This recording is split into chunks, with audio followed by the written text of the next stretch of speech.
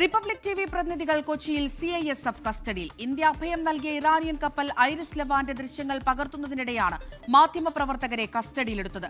Iris ലവാന്റെ ദൃശ്യങ്ങൾ പ്രദർശിപ്പിക്കരുതെന്ന് പ്രതിരോധ മന്ത്രാലയം. ലാൽ കൃഷ്ണ വിവരങ്ങൾ നൽകാനായി കൊച്ചിയിൽ നിന്ന് ചേരുന്നുണ്ട്. ലാൽ, കഴിഞ്ഞ ദിവസമാണ് ഇത്തരത്തിൽ ഇറാനിയൻ കപ്പലിന് യുദ്ധക്കപ്പലിന് ഇന്ത്യ അഭയം നൽകുന്നു എന്നുള്ള വാർത്തകളൊക്കെ പുറത്തു വന്നിട്ടുണ്ടായിരുന്നത്. ഇപ്പോഴിതാ അറിയാൻ കഴിയുന്നത് റിപ്പബ്ലിക് ടിവി പ്രതിനിധികൾ ഇതുമായി സംബന്ധിച്ച് കസ്റ്റഡിയിലായിരിക്കുന്നു എന്നുള്ളതാണ്. എന്താണ് ഇത് സംബന്ധിച്ച് നമുക്ക് ലഭിക്കുന്ന വിവരങ്ങൾ? അതായത് ഇത് അതീവ സുരക്ഷ പ്രാധാന്യമുള്ള ഒരു വിഷയമാണ് എന്നുള്ളതാണ്. അതുകൊണ്ട് തന്നെയാണ് കഴിഞ്ഞ 4-ാം തീയതി മുതൽ കൊച്ചിയിൽ ഈ കപ്പൽ ഐറിസ് ലവാന നങ്കൂരം ഇട്ടിട്ടുണ്ട് എങ്കിൽ പോലും അത് സംബന്ധിച്ച വിവരങ്ങളൊന്നും കോസ്റ്റ് ഗാർഡോ ഇന്ത്യൻ മിലിറ്ററിയോ അല്ലെങ്കിൽ ഇവിടുത്തെ സുരക്ഷാ സംവിധാനങ്ങളോ ഒന്നും പുറത്തുവിടാതിരുന്നത്. അവസാനം നയതന്ത്ര വിഭാഗത്തിന്റെ ഭാഗമായി മാത്രമാണ് കപ്പൽ സുരക്ഷിതമാണ് എന്ന് അറിയിക്കാൻ വേണ്ടി മാത്രമാണ് കൊച്ചിയിൽ കപ്പലുണ്ട്, ഇന്ത്യൻ നാവികസേനയുടെ സംരക്ഷണയിലാണ് കപ്പൽ എന്ന കാര്യം അറിയിച്ചിരിക്കുന്നത്. ഇന്ത്യയിലെ തുറമുഖങ്ങൾ ഇപ്പോൾ സംരക്ഷിക്കുന്നത് CISF ആണ്. നേരത്തെ ഏതാനും തുറമുഖങ്ങൾ മാത്രമായിരുന്നു സംരക്ഷിച്ച് വന്നിരുന്നത് എങ്കിൽ ഇപ്പോൾ എയർപോർട്ടിന് സമാനമായി തുറമുഖങ്ങൾ സംരക്ഷിക്കുന്നതിന് വേണ്ടി CISFന്റെ ഒരു വിങ് രൂപപ്പെടുത്തിയിട്ടുണ്ട്. നിലവിലെ നേവിയുടെ ഡോക്യാർഡിലല്ല ഈ കപ്പലുള്ളത്, അത് മറിച്ച് മറ്റൊരു ഡോക്യാർഡിലാണ്. ആ തുറമുഖം അടക്കം സംരക്ഷിക്കുന്നത് CSFന്റെ സംഘം തന്നെയാണ്.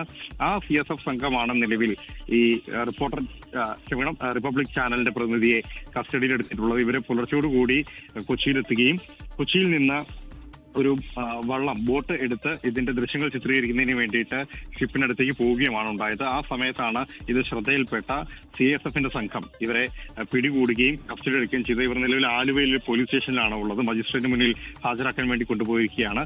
അതീവ സുരക്ഷാ നിർദ്ദേശങ്ങൾ ഉള്ളതുകൊണ്ട് തന്നെ കപ്പലുമായി ബന്ധപ്പെട്ട വിവരങ്ങൾ ഇന്നലെ PIB വഴി പുറത്തു വന്നതല്ലാതെ നേവി വഴിയോ അല്ലെങ്കിൽ ഡിഫൻസിന്റെ മറ്റേതെങ്കിലും സംവിധാനങ്ങൾ വഴിയോ പുറത്തു വിട്ടിരുന്നില്ല. അത് ഇതിന്റെ സുരക്ഷാ കാര്യങ്ങൾ മുൻനിർത്തിക്കൊണ്ട് തന്നെയാണ് എന്നുള്ളതാണ്.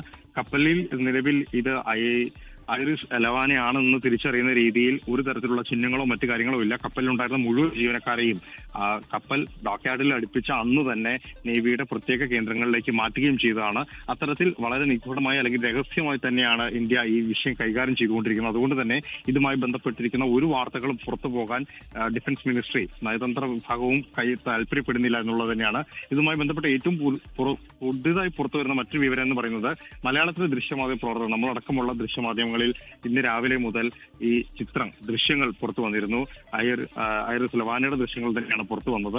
ആ ദൃശ്യങ്ങൾ ഇനി പ്രദർശിപ്പിക്കരുത്, ആ ദൃശ്യങ്ങൾ പുറത്തു പോകരുത് എന്ന കർശന നിർദ്ദേശം കൂടി വന്നിട്ടുണ്ട്. ഇത് സുരക്ഷാ കാരണങ്ങൾ മുൻനിർത്തിക്കൊണ്ട് മുഴുവൻ മാധ്യമ പ്രവർത്തകരും ഇതുമായി ബന്ധപ്പെട്ട മുഴുവൻ ദൃശ്യങ്ങളും അവിടെ നിന്ന് നീക്കം ചെയ്യണം. സമൂഹ മാധ്യമങ്ങളിലും ചാനലിലും ബ്രോഡ്കാസ്റ്റ് ചെയ്തിരിക്കുന്ന മുഴുവൻ ദൃശ്യങ്ങളും നീക്കം ചെയ്യണം എന്നൊരു നിർദ്ദേശം കൂടിയാണ് നൽകിയിരിക്കുന്നത്.